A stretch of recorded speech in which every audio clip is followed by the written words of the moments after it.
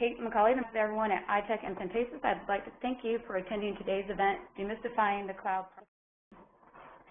and introduce today's presenters. Steve Cantina, John Davis. They'll be sharing a great cloud and virtualization and hope of what it really is and why you should care.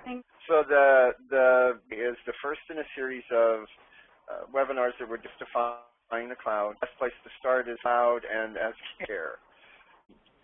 Essentially what all of us in IT and I think what the industry in general and humanity at large is recognizing is that we're going to a paradigm shift of moving away from very device-centric sort of IT kinds of computing into something. The cloud as a term or as a technology is essentially a repackaging of a lot of technology. But what it has done is provided an opportunity to sort of shift the general overall perspective. To put it in context, I like to talk about something that evolution. If you think of the, kind of take a step back and look at the IT industry overall, back in the day we started with mainframes and mid-range systems in a glass room with a data processing manager to whom you had to submit all your. The industry evolved to the point that the user community began saying, well, this is great, but we'd really like to have some autonomy. We'd like to be able to do some things ourselves and not be so dependent on the data processing as they were referred to in those days. So what Windows and PCs and so forth, and as time went on, we went from a very centralized sort of model of systems to a much more distributed one in which we had at its extreme sort of the one server for every application and then a desktop for all the users. Autonomy they wanted, but it also created a whole IT folk because now instead of support tens, hundreds, thousands of systems. So as the industry began to evolve and as we've come around, we're sort of coming back to moving back to the data center, moving resources, moving processing resources, et cetera, back to the data center so that we don't really care as much anymore, or ideally don't care as much about what kind of a device they use, everything back to the data center. They're in control of having an environment that they can massage and manipulate and get access to their data. But, quote, cloud technologies, we bring everything back into the data center so that now IT doesn't have to go touch and desktops to do updates. We can bring it all back to the data center. So essentially what we see happening in this industry is that we're moving from the cloud, if you will, has changed the environment, the way we deliver applications. It's changed the way we view the data center, and then consequently it's changed the network overall in order to facilitate that communication between devices and data centers. In the PC era, we essentially looked at shared repositories, and we ran it, built, and operated, and these applications ran across the network infrastructure we designed. Or, in the internet VPN age, but ultimately these applications were delivered to desktops or laptops locked down. In the so this whole process, cloud really fundamental because now applications are themselves, and we're really just providing access to it from a remote device. So it's really sort of a segment.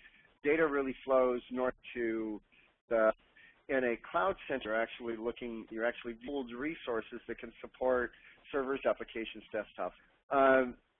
The cloud being broken into sort of three different public clouds and hybrid clouds. This slide that we're looking at, what's required for kind of each one and sort of a transparency between them. So as the different types of clouds get created, we look at creating a hybrid of those that gives us access to applications kind of across the board. So what essentially we're doing is we're looking at different kinds of users, different kinds of devices, and allowing for a variation of approaches. Any questions? Okay. So what I'd like to talk about a little is something, a phenomenon that we see taking place known as work shifting.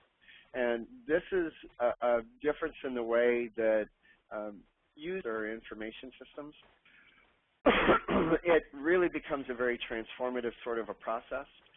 It way that people work all life, and the question of what sort of one there's a need and a desire, sort of, if you will, of reducing cost, also providing greater end user, and accommodating an increasingly user community out in the world. Work shifting allows companies to move employees happy. It creates a flexible environment where they can work in the office, they can work at home, they can work in the field, whatever happens, kind of goes on with that. We have a less network and infrastructure benefits of virtualization. Also makes it easier to keep travel costs down in departments because they don't have people care of visiting different users. And flexibility it helps make a more friendly work environment. Additional way of looking at the center of everything, managing the structure, systems, and apps. Apps and data were managed and stored and delivered to devices that were controlled and managed by the IT department. Ultimately then rolled out to the users, and in the sort of traditional environment, people were thought of as users of IT systems. What is changing with all of that, with the benefits of work shifting, is the ability to work anywhere, to be more productive, to provide an environment that attracts talent, and to provide great. So in more of an enlightened IT environment, what we have is people at the center of the model. And we're able to provide a wide array of applications to users where the data isn't necessarily on their device, available to pretty much any kind of device that interact with the system with. According to the Global Work Shifting Index, it looks like 93% of companies will be embracing some sort of work shifting by the end of 2013. Excuse me. Already, about 50% of folks are working from home. We see increasingly people working from client sites, people working while they're traveling, and people sitting at Starbucks or Panera, wherever they happen to be, to kind of hang out. So it's estimated that roughly 90% of companies will be implementing some sort of flexibility and some sort of work shifting. Sort of the fundamentals of it, really the focus of the delivery of these kinds of technologies focuses essentially on VDI or desktop virtualization. So what we'll talk a little about is HDX is a protocol which provides a very high graphics, high definition user by moving into this sort of private cloud type or public cloud type environment. It makes it provides the ability for data to follow the user, so they get a consistency of access to applications regardless of the device they are. For essentially a really kind of model, because you can protect and harden your data. If you are a distributed type organization, you don't have to worry about things. And by virtue of the fact that all of the data, it is inherently more secure. Desktop virtualization as a whole is generally a hardened piece up into its individual components. So now we're going to remove the hardware component of it and really just address the delivery of an operating system, data, applications, and then the customization for each user profile. And Citrix accomplishes this through their XenDesktop product and uses an overall strategy called FlexCast, which effectively recognizes what kind of device is an experience for that user based on their device, yet delivers a consistent desktop and application suite to that user. So again, HDX is a high-definition user experience. It can be configured to provide a guaranteed quality of service to people anywhere, including real-time voice and video. So by doing all of this, we do create an environment where we can do collaboration, screen sharing.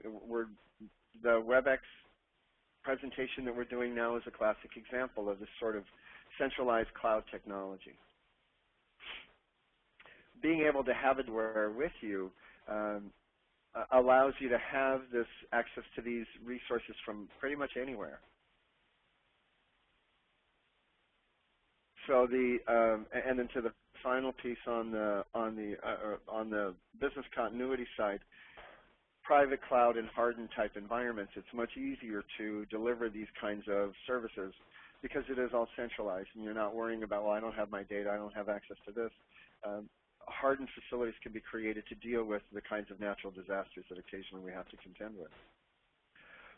And because the data lives in the data center, it is really more secure.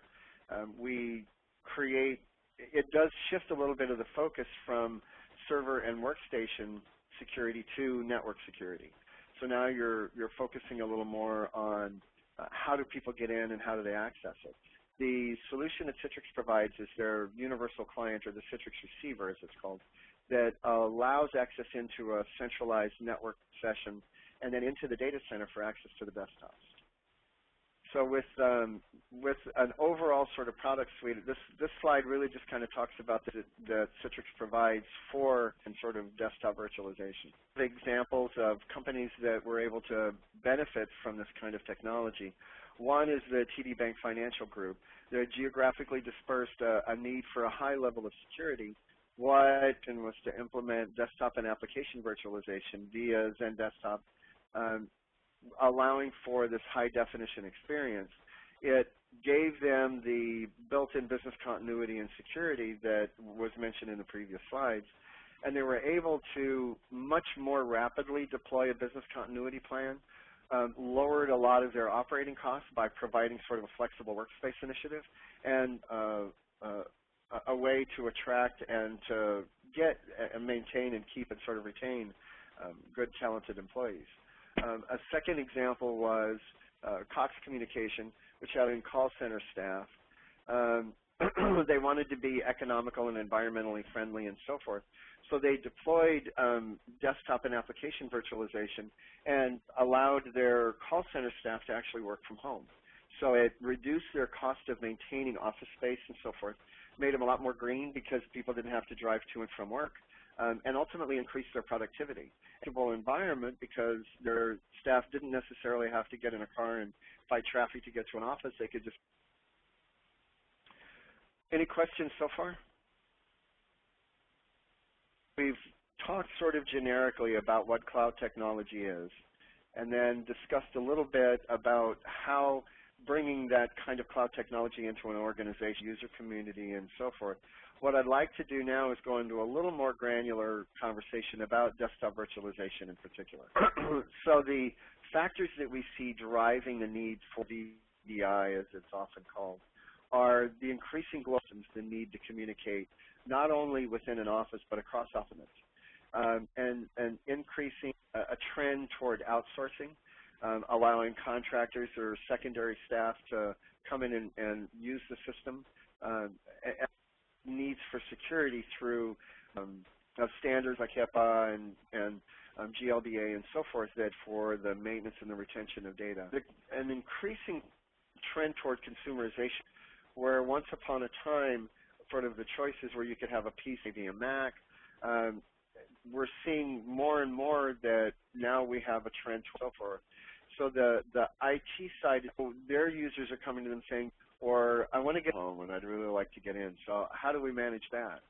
So the way that the industry is sort of trained, self-service sort of an environment where desktops and applications are made available and that users can then connect to and select what they need to get access to. It allows them to be a lot more mobile and to really more of a digital type environment. So the objective of desktop virtualization as a whole, or VDI, is to provide anytime, anywhere access to any application and any kind of data experience, so that regardless of device, they get a good, smooth working environment. Moving away from a distributed environment to more of a centralized one allows IT to essentially consolidate those resources, provide single points of management. One of the things that's a benefit of a VDI or a virtual desktop environment, are in a position that you can and stream that to hunt. So when you need to do service packs, application, any kind of adjustment to that environment, you don't have to go touch hundreds or thousands of desktops. You can go address, update a single image, and then all users have to do to get to the network and log back on. So it makes it not only deep to the system, but being in the data center,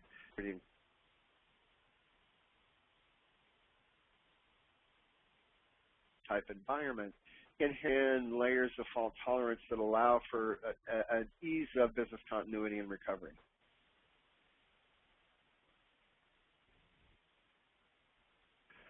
So desktop virtualization is a growing trend all over the place. in 2000, it was stated that it was to include some sort of workforce enablement, application annuity, etc. So desktop virtualization really allows for that. Now, to talk a little about sort of the advantages of it over the traditional way of doing things. In a traditional, for the IT folk in the pain sitting in the data center trying to deal with, but it's been plagued have access to desktops and so forth and applications to data. To an endpoint in their network or their location. Support for mobility and smartphones and tablets is typical. Making moves, add things to the system, doing update, can take days. I think we've all, update Tuesday kind of a thing. And having to own or worry about interrupting service and so forth can affect not only IT but user productivity. So constant, having to do applications, you don't get a lot of gain out of that. So the idea is to move the service. Now what we do is we move those desktops into the environment so that from pretty much anywhere. According to Morgan Stanley, 72% of CIOs expect to do some sort of EDI in their organization by the end of 2012, and obviously that's going to slide even more into 2013. It is a hugely growing market. It's estimated to grow substantially between now and 2014. So essentials of a desktop virtualization initiative would involve essentially looking at Windows desktops, applications, and data as a service for every user, allowing any sort of device, providing that high-definition user experience across the network, making it easier to do application migration and lifecycle management, and providing more of an open, scalable platform. The way Citrix XenDesktop deployment, XenDesktop includes the ability or includes technologies for taking a very holistic, just virtualizing server and even storage. That they offer are XenDesktop and VDI in a box is sort of the SMB. We really see it as being a fit for installations that are 50, 60 desktops and below, where really all you want to do is just operating system with some installed applications and not a lot of flexibility, not a lot of elegance. XenDesktop brings a lot more control and a lot more flexibility to the environment. So we're looking at providing a solution to pretty much any kind of a user in any size business using, again, any kind of a device. So essentially what you see in the slide here is an example. The universal client that provides access to any device to get into the environment. So we're looking at applications as a service, infrastructure as a service, software as a service, all of these sorts of technologies getting. The point is the application store, if you will, or the interface into which the receiver gains access uses a single sign-in. And it can provide access to web apps, software as a service apps, etc. Secret sauce that makes it all work together. Connections for WANs. It'll allow for flash to be redirected over thousands of miles for multiple monitors. Allows for scanning and printing at the local device to happen more rapidly and more efficiently. Provides the ability to do a guaranteed quality of service to the user experience, and then integrates with voice and data. Provides that. The topic that often comes up as you're kind of moving forward in this environment is how do you deal with application? Because application, it's installed on my PC to it's installed in a data center resource where it's being delivered and streamed out to desktops. There are things that have to be done to ensure that that's going to work. The technology that Citrix provides, and AppDNA is essentially a technology that allows you to assess your current application mix to determine which are going to be most suitable for a virtualized environment and which applications are going to provide something of a challenge and also challenge. So it allows you to take the application mix that may be distributed onto PCs, determine the most optimal way to migrate it to a virtualized or a virtual desktop type environment. The other thing that that this kind of technology provides is because you're moving everything into the data center, it becomes far more open.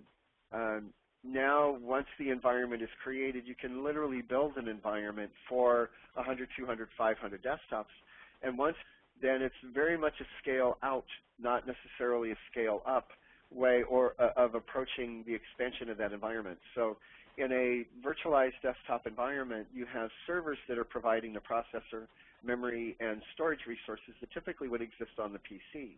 But because those are in a virtualized environment on the back end, if you need more drive space, you add more drive space. If you need to increase your network, you just simply bump up the pipe. But you don't have to go through the process of doing big hardware refreshes and hardware migrations if you need to expand what's already in place. So it provides for a lot more scalability, and once the environment is built, the economies of scale of expanding that environment are significant. And this is a sort of a review slide that talks about the different virtualization solutions that are provided. I'll touch on these kind of quickly so that everybody understands what they are. At the core of the data center side, or what I'll call the private cloud, you have XenDesktop, Zen App, which is an application delivery tool that goes with XenDesktop. For those of you that are familiar with Citrix products, evolution of what started as WinFrame, then became MetaFrame, then became Presentation Server, and is now Zen App. And VDI in a box is again a tool that allows you to just and stream virtual desktops out to users. It doesn't allow for Zen App to stream applications in, and it doesn't self-service kind of an environment, but it is really good for small offices that don't want to have to deal with a lot of IT issues, that want to have more of a centralized approach and provide the kind of to be able to travel and to roam and to be wherever they need to be. On the cloud, sort of on the left side of the graphic here, and the kinds of tools that are available. Client is a very unique product that Citrix offers, really designed for road warriors. It is Zen Client is a bare metal tier 1 hypervisor that can be installed on a laptop or a PC. That device to host multiple virtual machines, giving the capability to have both a corporate desktop and the way it typically works is the Zen Client is installed on the workstation.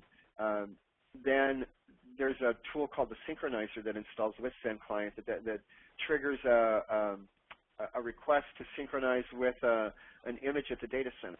So what winds up happening is you install this on a laptop or a PC.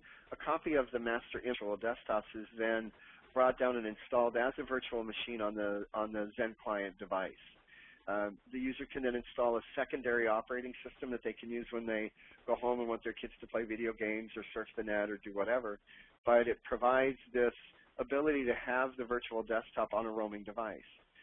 Obviously, in a virtual environment, the kind of critical component to being able to have access to the environment, when an internet connection isn't available, Zen Client, because it has a copy of that virtual desktop installed locally, it can run, if you're on an airplane and decide you don't want to spend the $40 to get a Wi-Fi connection off the airline, you can run and work independently on that virtual machine. When you land, check into a hotel, or get back to the office, and you're once again connected to the internet, in your desktop, update your profile at the data center, and likewise, any changes made at the data center then update your desktop.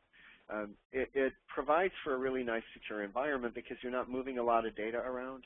And if something should happen and the laptop gets lost or stolen or misplaced or whatever, IT has the ability to initiate a kill pill, so the next time that device is turned on with the data center, it knows that it's supposed to wipe out that VM, and that virtual machine is just simply erased from the remote device. That kind of security can also be applied to contractors and remote users. This desktop for 30 days, and after 30 days it will cease to function, or 10 days, or whatever you choose to do. Or, so you have this security environment, but yet provide an environment for a user that wants to do some traveling and is more or less, more of a road warrior. GoToMeeting, GoToAssist, GoToMyPC kinds of technologies that Citrix offers. So I'm not going to spend a lot of time on that. ShareFile is a Dropbox type kind of technology that integrates with XenDesktop so that you can use not only their local data center, but as defined by IT based on their rules, regulations, policies, compliance issues, and so forth, can store documents in the ether, if you will. It's a data center hosted by Citrix where data can be stored and then integrated into virtual desktop type environments. NetScaler is the product that Citrix provides to control for access into the virtual environments. And in future webinars, we'll be talking a lot more about NetScaler. But for the time being, suffice it to say it's a combination WAN optimizer, firewall, SSL VPN type device that really controls access into and out of the environment for the users. CloudBridge and Cloud Gateway, CloudStack, Cloud Portal, etc. are designed to allow users to tie together and really create hybrid cloud type environments. So you can have your own virtual desktop environment and application delivery system that then ties to potentially an application that is being hosted by the provider. A good example of this is a client we work with out in California that has a property management software they provide to their customers. And they host it that the user community accesses, and then once they're in that environment, then they open up Internet Explorer and go out to a remote site that actually has the property management software hosted on it. So that, and we use CloudBridge to sort of merge those two environments together. And then, of course, XenServer is the hypervisor that Citrix provides relative to the desktop virtualization. It is hypervisor agnostic. So it's supported on OpenStack, it's supported on VMware, it's supported on XenServer, as well as Hyper-V. Any questions so far? Okay. We're getting to near the end of this, so I want to just kind of take a minute and talk about how the industry has received. It's obviously won a lot of accolades, and it really is sort of the go-to technology for VDI these days. They own about 80% of the marketplace, very widely deployed, and there are literally millions of desktops out there. Again, going back to sort of some of the reviewing a couple of the different scenarios of companies that had used this technology. We talked a little about the comment from their executive vice president and CIO that it's just talking about the virtualization has been a real game changer for them. It's improved their security, their data privacy, and so forth. Another example is the cooperative, which wanted to centralize control of their applications and prepare IT for a planned green initiative, and then determine the best way to do application delivery and sort of a remote hot desk. What they do, the AppDNA that we were talking about earlier, to review all of their applications and determine the best way to deliver those across virtualization operating system and delivery platforms. And ultimately, the benefit they got out of it was they were able to virtualize the applications in 48 hours, make it easier for IT to plan and staff and deliver those applications, and it's on their VDI initiative. So the architect talked about AppDNA being traffic light and sort of moving forward with it. On a smaller note, Parker sought to reduce downtime and optimize desktop start time, make it device independent, simplify administration for the IT staff with a variety of different skills, and be able to quickly deploy additional resources for growth of the company. So this was an instance where VDI in a box was chosen as the best way to accomplish that. And their rewards, with the dramatically decreased downtime, allowed them to boot devices a lot faster and make it quicker to get these devices rolled out to users. By centralizing the desktop into a private cloud, it made it much easier to and their return on investment, which is something that's pretty consistent that we see across the board, is that it was able to save them a huge amount of money versus the traditional sort of alternative. And one of their senior support analysts just had some nice things to say about VDI in a box, so we wanted to share that with you. So the segues into the in a preparation for what will be the second and third parts of this.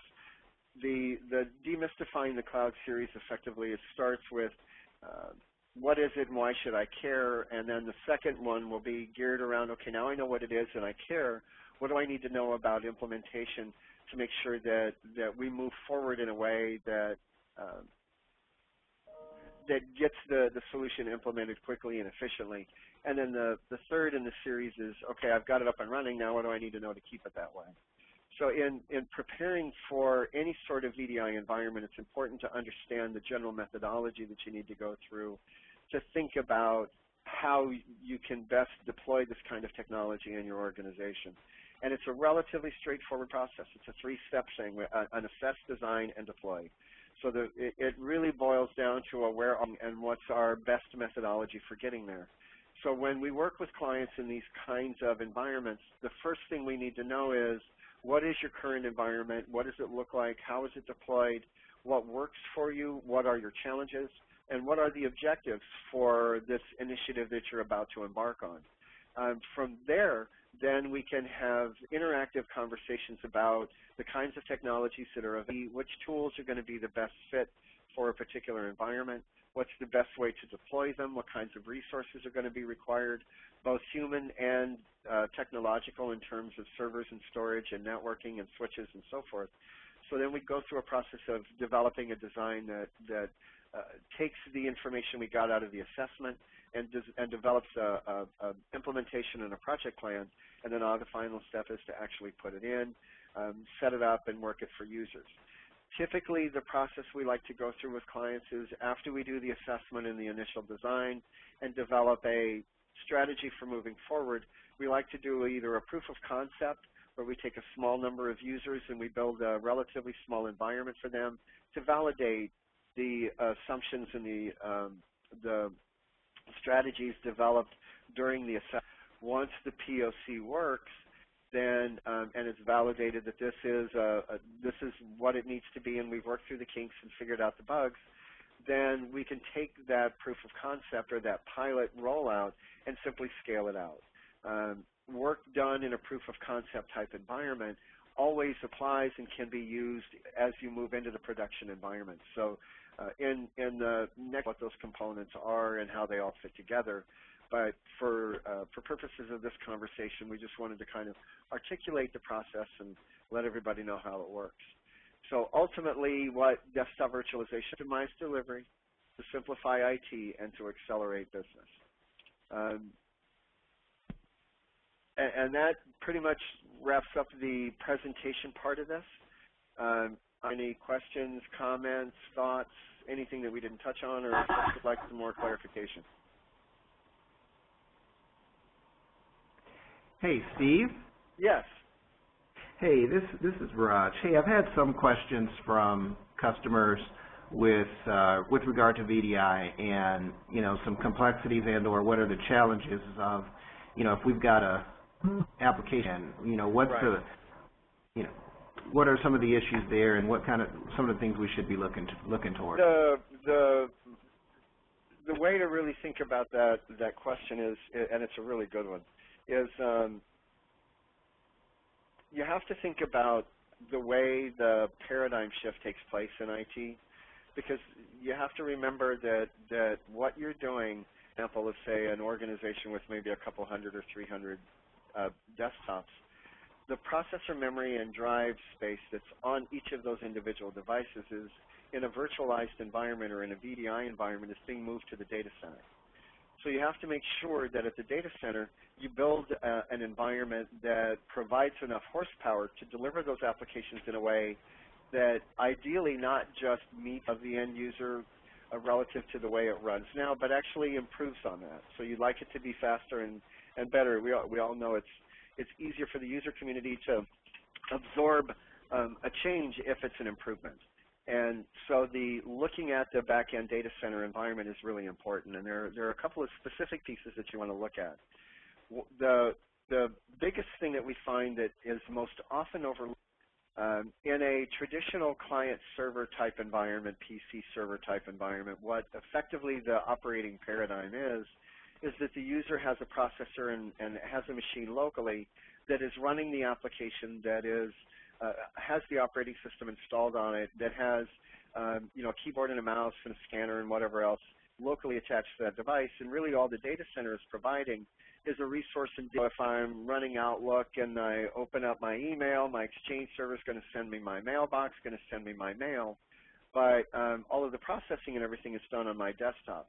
When all of that gets moved to the data center, it really fundamentally shifts the way you think about networking. Because now, instead of thinking about, well, I need a lot of bandwidth in order to be able to stream all these vast amounts of data from the server to the desktops, now, because every center, what changes is you're moving away from a bandwidth intensive kind of an environment to a packets per second or a traffic based type of an environment. So no longer do you have these large packets of data going back and forth between the servers and the workstation. Now what you have are orders of magnitude more tiny packets. Plus click, every keystroke, every video refresh is a packet that needs to be sent back and forth between the device and the remote and the data center. So there is this paradigm shift. So where traditionally when people would look at the switching environment, the primary concern was, well, what's the backplane bandwidth? What's the overall aggregate bandwidth for the switch? Are we running 100 megabit or gigabit, et cetera? In moving to what you're looking at now more closely is how many millions of packets per second can this handle? So you're looking more at the switching matrix and less at the bandwidth. So that's a very serious consideration that you have to take have to think about. The second thing is in the building out of the data center environment to meet those processor and memory requirements for support of the application, there are economies of scale that can be gained. What we've all acknowledged as part of the benefit of server virtualization, that now instead of having 15 standalone application servers running at 5 to 10% utilization, we're able to create a resource pool of physical hosts that now share processor and memory resources and hard drive resources for those servers. That same virtualization. So where a PC may be running at 15 to 20% of CPU and maybe 50% of memory utilization, when you consolidate all of those desktops into a virtualized desktop environment, those economies of scale also apply. So as an example, if you have 100 PCs with dual-core processors, you don't necessarily need 200 virtual processors in your virtual environment. This is where things like AppDNA and the assessment process come to play, is you can actually do the math and figure out how much processor you really need and provide some overhead and some headroom for that, but be able to provide a greater level of application delivery and application performance using overall an aggregate smaller amount or less amount of sense. Absolutely does. Thank you. So yeah, those two pieces, and then the third piece is really how are you going to deliver the application?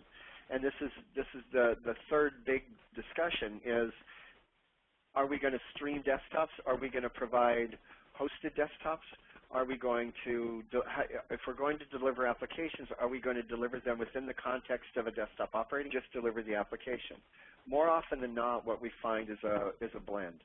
So we'll create a self-service kind of a virtualized environment where users can either run a desktop that has a Windows 7, Windows 8, Windows XP, whatever kind of streamed out to the user, but then they also have the ability to run just Outlook or just Word or just AutoCAD or just some particular application instead of having to load a full desktop, which becomes really advantageous to the tablet users.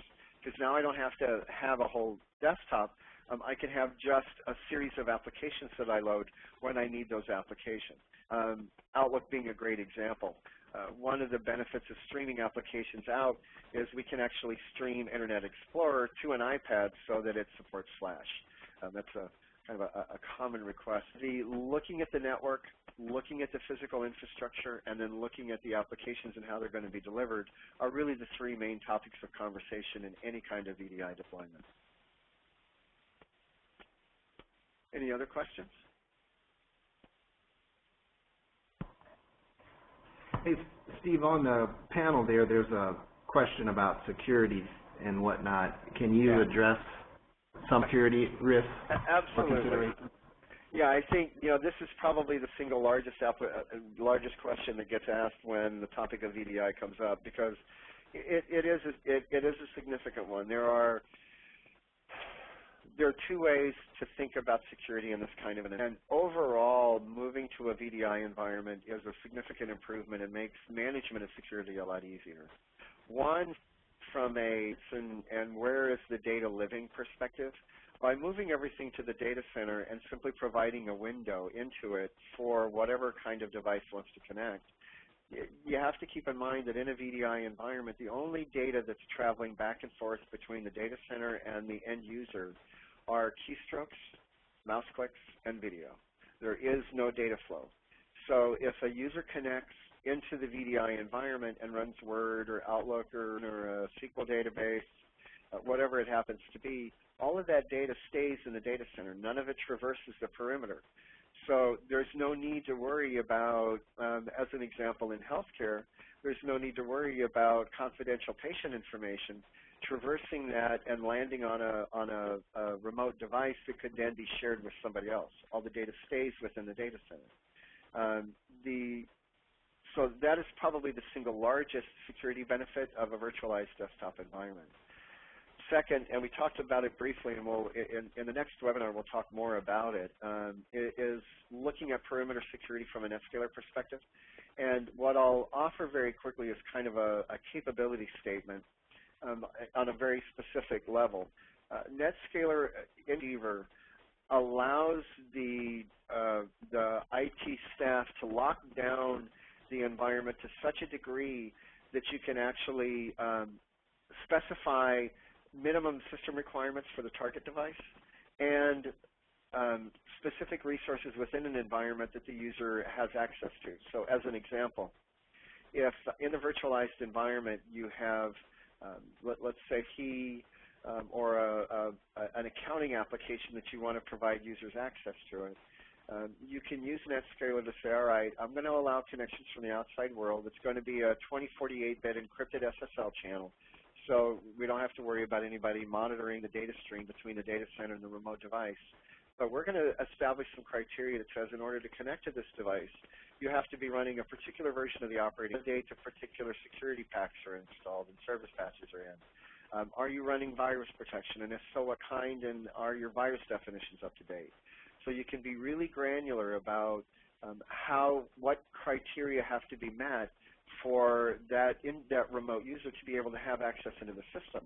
Then once you grant them access, let's say that you've got a split data center where some of your applications are in a particular subnet and other applications are on a different subnet or in a different set of servers. You can allow the user to have access into even specific servers, specific IP addresses, specific resources within the internal environment to lock down their ability to traverse or to go.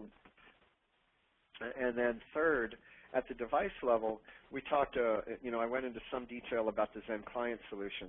And for those users that do need access to the environment where they don't necessarily or when they don't necessarily have an internet connection, you have the Zen Client solution that then allows you to really granularly, control what the user has access to and how they have access to it.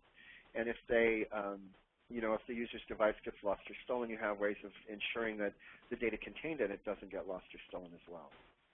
Those are the key points to consider from a security perspective. Now, I guess kind of the final point to make is that all of this at the data center side is all integrated with Active Directory. So any group policies, security policies, et cetera, that are imposed upon devices that are locally installed or within the building or close to the data center also apply to any users logging in remotely. Make sense? That's great, Steve. Thank you. My pleasure. Well, I know we've hit our timeline, so I want to thank everybody for taking the time to participate. Make ourselves generally available if you have any questions. The slide in front of you kind of tells you how to get a hold of all of us. And we'll look forward to seeing the rest of you on phase 2.